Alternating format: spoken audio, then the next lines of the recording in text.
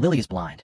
That's how my parents said it. Flat, urgent, rehearsed. They sat me down at the kitchen table like it was an intervention. My stepmom wanted to control every single detail of my life, micromanaging my spending, my career, even my relationships. So, I decided to give her exactly what she asked for.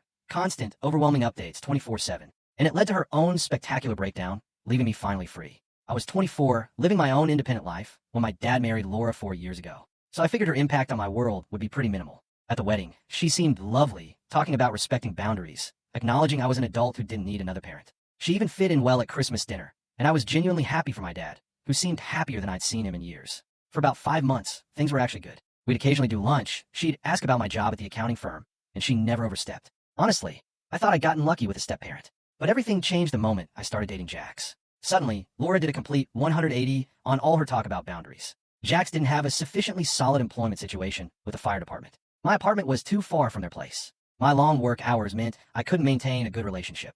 Twice a week, she called to discuss relationship psychology and career planning. When I mentioned getting a cat, she emailed me 20 links about how pets ruined the financial destiny of young people. My dad, bless his heart, would just shrug and say, "Laura cares about you and wants to help."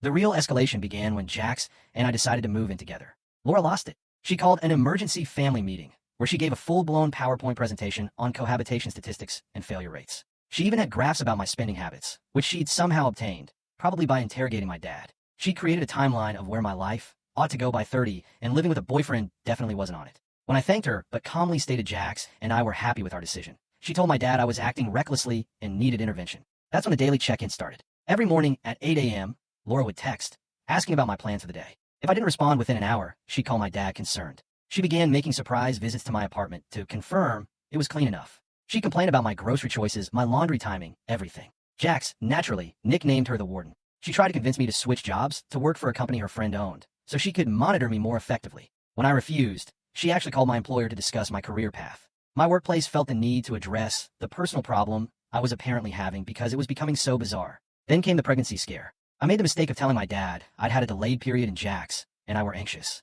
Within hours, Laura showed up at my apartment with pregnancy tests, prenatal vitamins, and a family planning booklet. When I tried to reassure her everything was fine, that it was just stress, she told me I needed to be more responsible and that maybe she should manage my birth control program. That was it. I was done. But I couldn't just cut ties without causing a huge fight with my dad. So, I decided on a different approach, malicious compliance. Laura wanted daily check-ins. She got them. Every minute detail of my day, sent in real-time text messages. 6:47 a.m., woke up. 6:49 a.m., brushed teeth for 2 minutes using Jax's toothpaste. Mine was depleted. 7:05 a.m., showered for 16 minutes using lavender-scented shampoo. 7:25 a.m., made coffee, 2 sugars.